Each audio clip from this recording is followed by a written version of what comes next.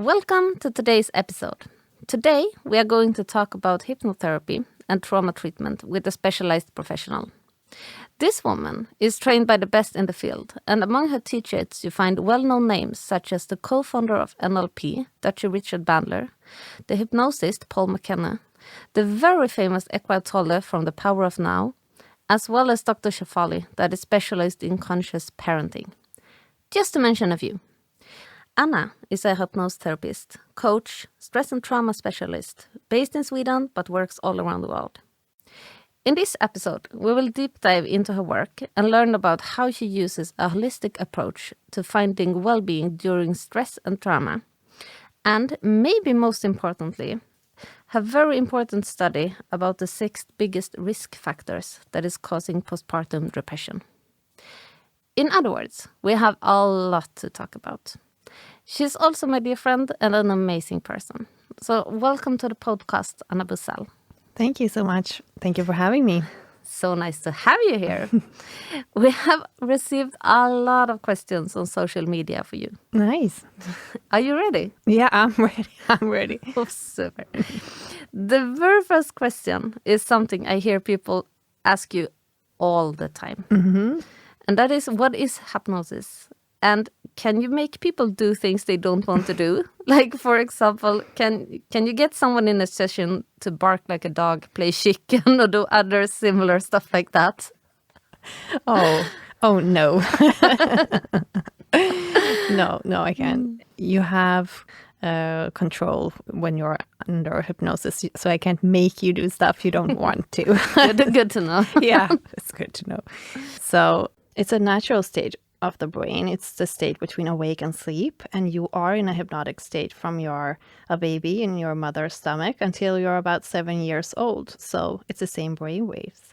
And that is also when you build your subconscious, and there is where your habits, belief system, etc. is. So that is when you get older and conscious of your bad habits and thoughts, it can be hard to change because you need to make that change in the subconscious program, not the conscious.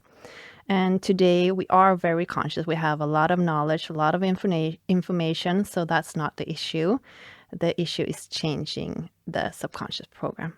In this state, you are more open to guidance from your hypnotherapist like me to help you modify or replace the thoughts that are driving your current behavior that you want to change. So you have to be willing. And you are in a hypnotic state on and off during the day, even now as an adult. Like when we watch TV, scrolling on your phone, social media, and I mean, advertising uses this method all the time in there. It's a marketing tool, so of course. And actually, my first degree is in marketing, so I know that world too. Yeah. And how does this work from a science-based perspective? This is science-based, but if I only speak from studies, hypnotherapy has been shown to have several psychological and neurological benefits. Some of these benefits include reduced anxiety and stress, improved sleep quality, improved focus and concentration, increased self-confidence, and better management of chronic pain. And also, recent studies have shown that hypnotherapy can help with conditions such as depression, addiction, and phobias.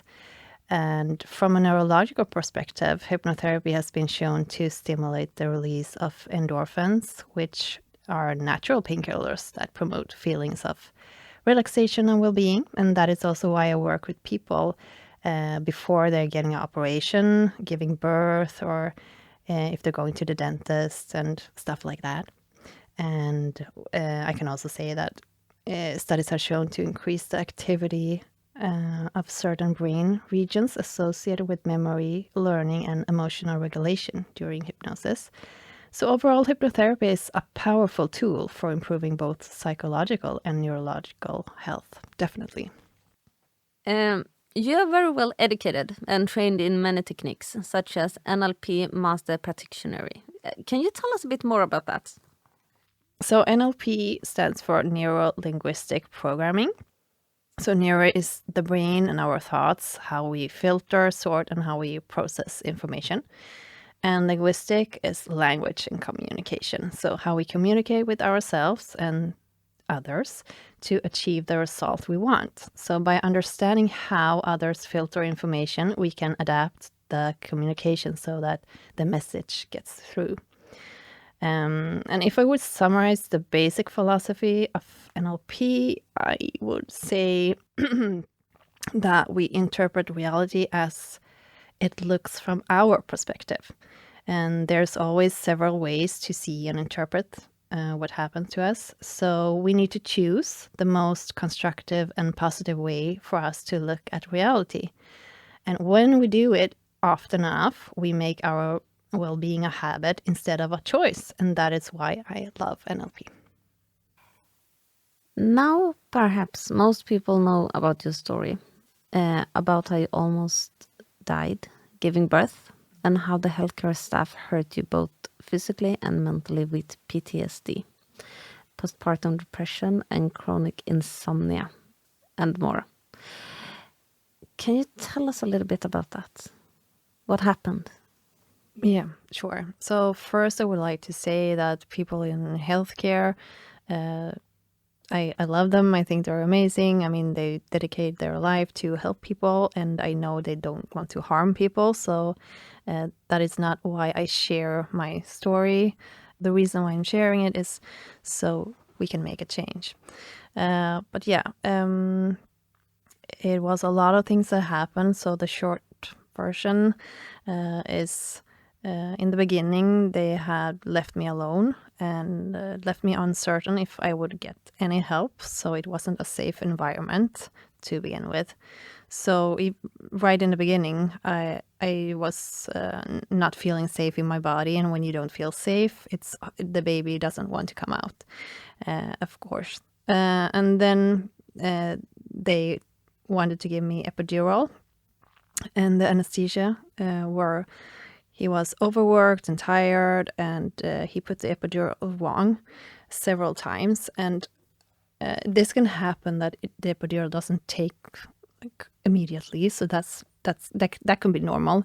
But there was full force, so I had ruptured my spinal cord, or he did. So I leaked brain fluid, so I couldn't move, and half of my body shut down, and I couldn't sit up. I couldn't move my body the first couple of days, and it took me a couple of years actually to recover from that. And also the aftercare was non-existing. They did a lot of mistakes there, and also when I gave birth, they said that okay, the body is shutting down and he needs to come out. So they cut me open and ripped me open and pull him out instead of giving me a C-section. Yeah, so it was very traumatic. He after they pulled him out of me, cut me open and pulled him out. I was bleeding a lot. They couldn't see where the bleeding was coming from. They ripped me open. So they have to stitch me up right there and now, so they didn't roll me out to the operation room, and I didn't put me under any anesthesia like they should. So it was 2 hours stitching me up, and it was such a painful experience that I checked out. So it was a near-death experience for me. But I came back, and after that it was a long recovery. So with PTSD and postpartum depression and injuries, both with my body and mental health.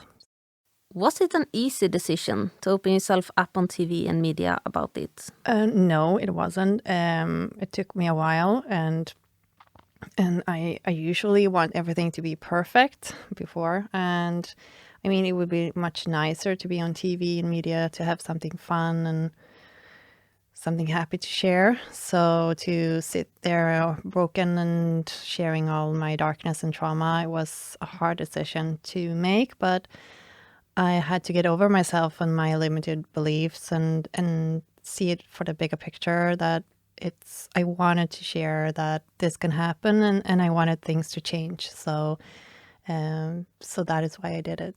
But it was not easy to do it. And many people think that I only received love and compassion for doing that. And mostly I did, like 99%. But I got like 1% like really bad emails, like that I'm scaring people, and that was not my intention. But if we don't talk about this, it cannot be a change in it. So I did it, and I got some weird questions also about my, like, blaming me, like, did you panic, when they gave you the epidural and they did it wrong and stuff like that. And no, I actually I was super calm in the room, and in charge, and you shouldn't be that way when you're giving birth. Giving birth is sacred, and it's supposed to be a loving thing, giving life. So yeah, no, it was not an easy decision, but yeah, I did it, and I'm proud of it. And you should be, of course. And before this, it was not known that you could actually get PTSD from giving birth. So how was it for you to talking about it?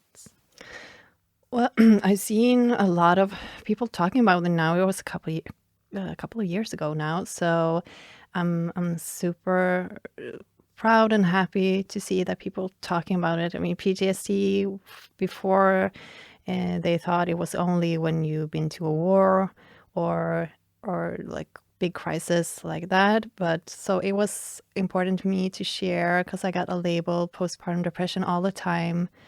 And I said, no, I'm not depressed. This trauma happened to me, of course. This is a reaction of it, of course. And I love life, and this is not who I am. It was me reacting to stuff, and I wanted to share that. And it was amazing to see the love pouring out after people like, I feel the same way. And it's a lot of trauma around giving birth that doesn't, most women doesn't have a voice for it. They can't cope because they're trying to survive. So it was an honor for me also to be able to share that, even if it was hard for me to do so. Yeah.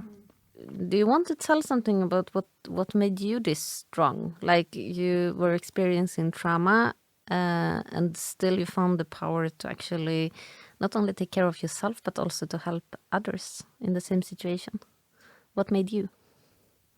What made me? Well, a lot of things, of course, have shaped me through my life, but definitely my parents. I mean, my father has taught me how to be a warrior and to, like, be a soldier and to endure, like, to stand tall and to push through. And my mother has, she passed away a couple of years ago, and she's still my inspiration, and she has also been the reason why I'm not afraid of love, no matter what, because she is a angel of love, and she was unconditional love.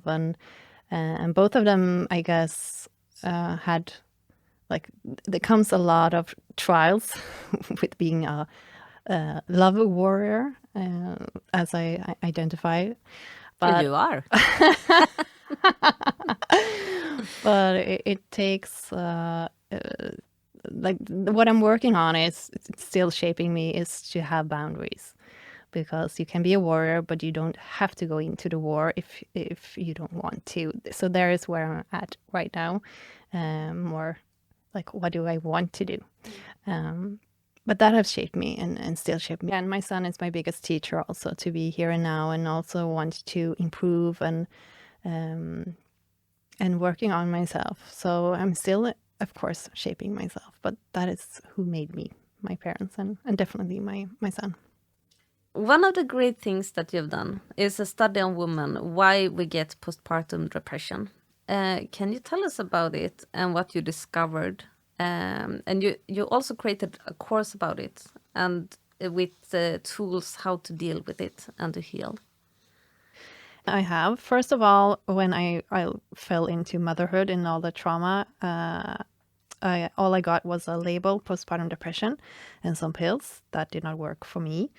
And I got told I need to sleep or my organs will shut down and I will die. And I said no, because I love life. And even if the medicine did not work for me, I wanted to live and I wanted to be here for my child. And I couldn't understand why they just said it was a postpartum depression and then not getting me any more help. So that is how it started. And I got in contact with mothers who didn't get the right treatment either. And I decided that we can't have it like this. And because this affects, of course, the whole family. So I did a study because there were hardly any science or studies about it. And they could not answer why we have it or why we get it. And mostly the studies were about the symptoms of it. So postpartum depression is a reaction to unresolved trauma that has not been healed from the past, or a reaction to trauma that happens while you are pregnant or giving birth or after childbirth. So when you are completely receptive and open, in other words, so open both physically and mentally. The intention of this function is for us to clear stress and trauma that we have experienced and not processed, and or to clear our new trauma and stress that is going on. The reason is to make space to create a bond, a relationship with the child, and to free us from trauma and stress that hold us back. And that in itself is one of the reasons why children are one of life's amazing gifts. And in my online course, and when we have seminars and workshops about this, I teach about the 6 biggest risk factors and what we can do to heal it. Wow, that sounds really, really amazing that you have created this. Thanks. And the next question we have is it's a bit private, but let's try and see how you feel about it. But one of the questions that came in is, if with your experience, would you dare to have more children, and if you physically can after this? Okay, yeah, that's very private, but fine. I'm going to answer it because I know many mothers and fathers have asked me through the years, and they are wanting more kids and being afraid, and so I will answer and hopefully give hope to others. And yes, I do, and yes, I physically can. So for me personally, it depends on the man that I will meet. So I could do it myself, and many do. But for me, it's when I meet the right man for me. So yeah. That's beautiful. Another exciting thing you do is eye movement therapy. You are trained in MEMI. MEMI, yeah. MEMI. Yeah. From what I understand, is the latest method. Some might have heard of EMDR that you're also trained in. But now you're going to train psychologists, therapists, and coaches in MEMI around the world. So very cool. Yeah. Tell me how it works and how does it help people? Yeah, sure. So Dr. Mike Denninger is the founder of MEMI and my teacher. And he is an amazing man and such a gift to the world. And the primary role of MEMI is a tool, a method to quickly resolve sensory dysregulation. And what that means is that no matter how stressed or full-blown PTSD or mid-trauma we are, MEMI is an easy and amazing tool to regulate and release stress and trauma. And what it means is when you tell me a story about something exciting, it could be gossip or something stressful, or something, your eyes will flicker to the side to get this information. Because the eyes is the brain, it's not separate from the brain. And eye movements carry information. So when you think of a stressful or traumatic event, the body thinks it's there and now. And then I will ask you to look at my fingers, and I do symbols, and those symbols will change the memory structure in a beneficial way. So the stress and trauma is not active. It gets desensitized from the here and now, and you can relax. It's very simple and easy method. And it takes about 1 session, I would say between 1 and 3 sessions to do so. So this is what I highly recommend if you are suffering from stress or trauma, to find a MEMI practitioner. And I'm super happy to train professionals all over the world, and the interest is huge, and I love that. And people are very aware now, and this is a much safer and simpler approach than any other eye movement therapy, and can be used in any stage of recovery with any other method. So if you go to a coach or psychotherapy, they can use MEMI on you. If you look at the studies of eye movement therapy, it's been shown to have several psychological and neurological benefits. Some of these benefits include reducing symptoms associated with post-traumatic stress syndrome, PTSD, and from other trauma-related conditions, including anxiety and depression. It's also been shown to improve mood, self-esteem, and overall psychological well-being.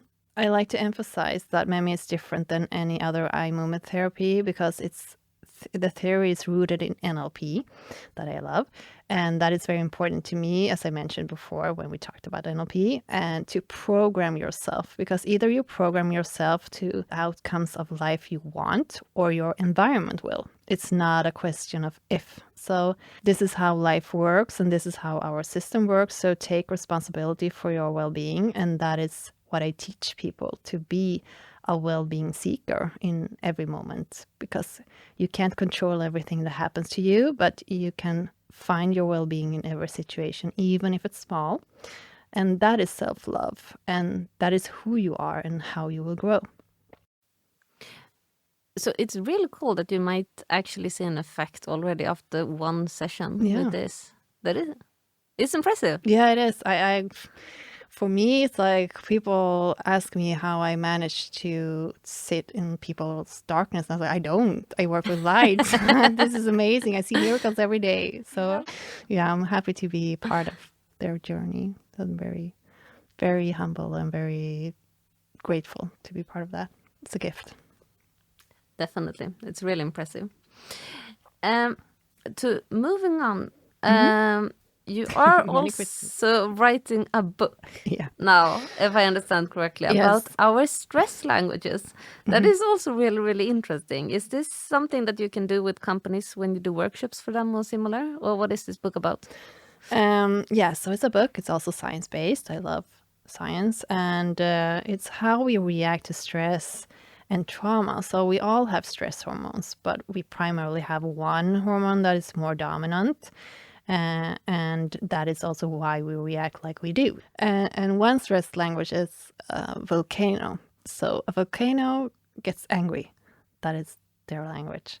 So depending also on which culture you're in, it's more accepted to get angry. It's or maybe your stress language is an iceberg, and then you get quiet and you want to like take a walk and you need to like focus and be by yourself. And so it's also depending on what culture you're in. So if you get quiet and you need space, it can be seen as you're weak. Why don't you say anything if you get angry? And also if you are a volcano, like me, you get angry.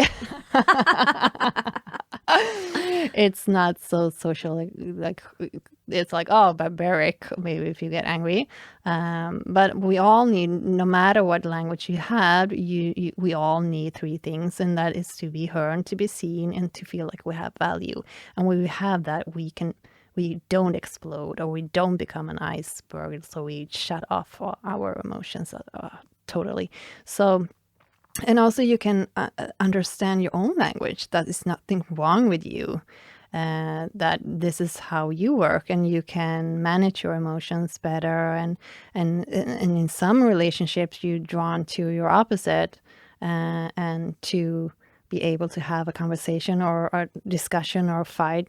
And I don't, of course, mean physically, but we have an argument. I mean, then you can understand, this is your stress language and this is mine. How can we meet? And it's not like becoming the other person. You should not, but you can meet them. So it's about meeting yourself and the other relationships. And when I do work with companies with this, because it's very important for companies also to know what their staff, like how they react in stress, because when everybody's happy, everything's going great. I mean, everybody's so creative and the whole brain is online and you can come up with new things.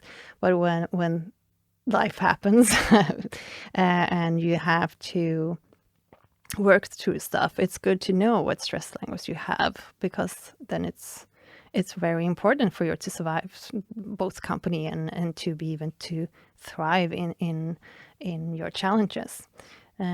So when I work with companies, they do a stress language test, and we take it from there, and so they know how to communicate with each other. And it's but in the book it's more for yourself and your relationship to yourself and others. Yeah. It sounds like very useful tool to know that about yourself and others. Yes. So when will this book come out? Soon, I hope. Yeah. Good, looking forward. But since you're also mentioning that you're working with companies, but you're also out at schools and other places lecturing, and you have your own seminars and retreats Yes. from time to time. So what are the most common questions that you get? One of the most common question I get is, how do we recover from trauma? And you recover from trauma by having safe thoughts and feeling safe in your body. So thoughts send commands to the body, and that changes the chemistry of the body, and it starts the stress reaction subconsciously.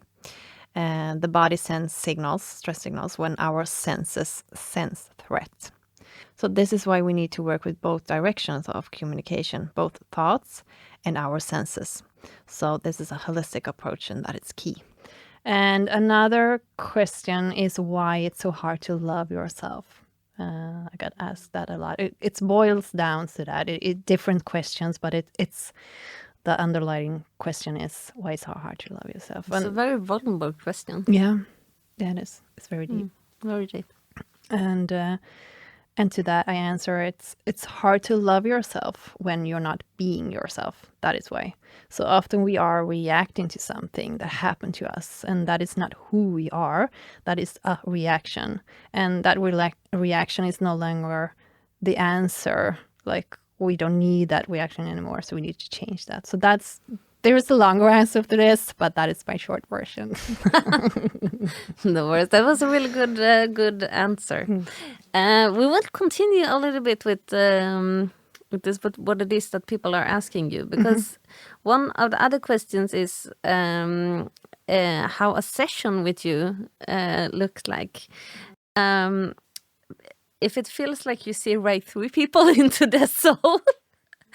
Isn't that right? You do that, and and that is one of the follow-up questions. Like, if you do that privately too when you're hanging out with your friends. And now I know you, so but so I know the answer already. But and we're still friends. But it is one of the questions that come in. Yeah. So when I have a session with somebody, it's nothing like I take it from where you are. So we talk, and I see your patterns and the root cause of it.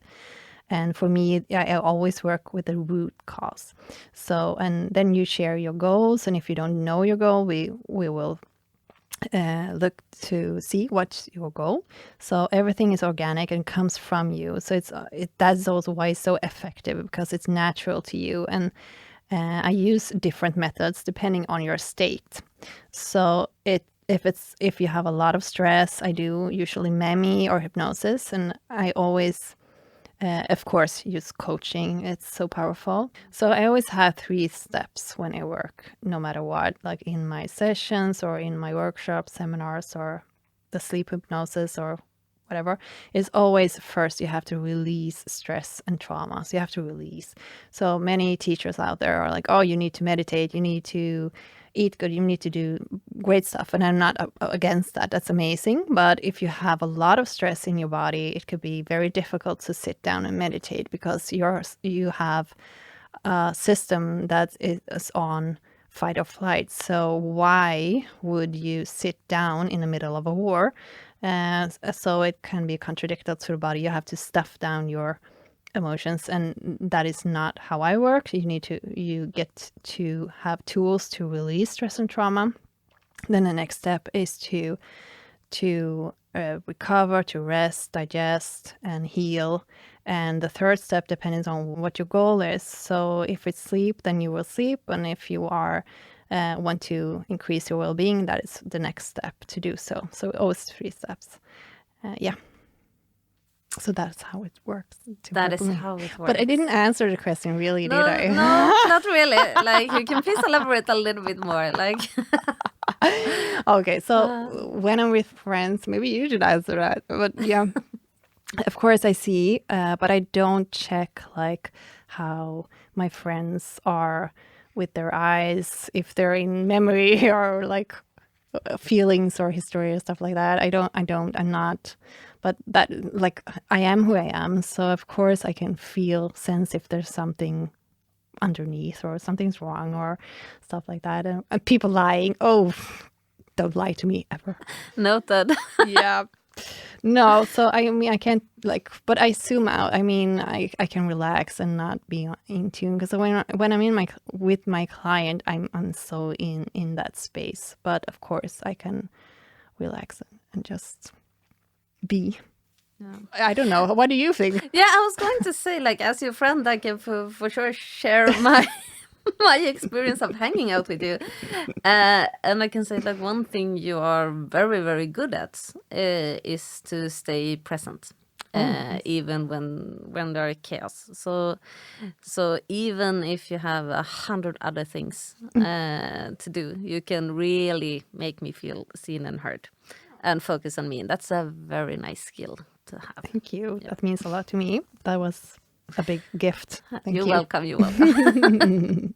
From the heart. You have a waiting list. But how do we get in touch with you? And how can we book workshops, retreats, or even a one-to-one session with you? Oh, yeah. You can look at my website. I have a calendar there, so you can book, or just email me. So if you want a training session in MEMI, if you're a coach or a therapist, psychotherapist, it's always easier to email me. And I have my clinic in Helsingborg in Sweden, but I work online and also travel. So I can come to your workplace. It's fine. And all my stuff is in Swedish and in English. I'm very conscious with that. And my advice is, if you come to me or somebody else, like a coach or a therapist, always to check and see if you feel a connection with that coach, that you feel safe or not. If you don't, so please switch, because the transformation you're looking for can only come from a safe place. So that's my advice also. But email is the most easiest way to contact me. And I get a lot, but I always answer, even if it takes some time. Wonderful. No, yeah. But that is really good to know. So now people know, like, okay, so if they feel stressed or they experience trauma, so email is the preferred way to get in touch with you. Yes. Super. And now at the end, like some of the fun questions that also come in. There are fun ones as well. Because you are from Sweden. Oh, yeah. But what would you say is the biggest misconception about Swedes? Wow. Love this question. Oh, the pressure. Well, fine. Okay. So the biggest misconception, I would say that we are so, like, I know we are very serious when we work. I know that, and I take pride in that. I mean, we do a good job, but is that we're reserved, that we're like not approachable people, and I think that's such a misconception. Because fine, the first time you met a Swedish person, maybe they were kind of reserved, like hello, giving you the hand like this. But when you meet a Swedish person the second time, it's happy to see you. Oh my God. Doesn't matter where, like a gas station or another country or whatever. We're so huggable. Yeah. So it's just a facade, guys. We're very nice. And huggable. And huggable. Best word. Yeah. And since you're working with some really deep and quite dark feelings from time to time. Mm-hmm. Mine or others? Both. Yeah. But what do you do for fun? Fun. Oh, yeah. Fun. I think, well, I love to laugh. I laugh a lot. I have like the darkest humor ever. Well, yeah, you know. Yeah. So I love to laugh, but to have fun, I love everything with comedy, like stand-up comedy. I love it, love, and like shows, movies, whatever. That's comedy. I love that. And something superficial that I like. I'm also, I know, but something superficial. I love fast cars. Like I don't know, like but I don't know like the names or engines and stuff like that. I don't care. But I love fast cars, and I think. But you like to drive them. I love. My car is like I love it. It's not an expensive car like that, but it's like me. It's like it's like small, and then it's like when I press the gas, it's like quickly, and yeah, it's hungry. Yeah, I love that. It's fast, and it's a cabriolet, and I love like feeling the wind in my face, and yeah, so that is something that makes me really happy and blessed. High music and driving my car, but I think I haven't driven for so many years because of all the traumatic things, and it's usual what people don't want to drive when they have a lot of trauma. So now I'm back on the road. Wonderful. And with that, we're wrapping up. Thank you so much, Anna. Thank you for having me. It was super fun to be here. It was really nice to have you here. And if you want to find out more about Anna Bursell, you can go to her website, annabursell.com, or follow her Instagram @coach.annabursell, or you can do both. Yeah. But thank you so much, Anna. Thank you.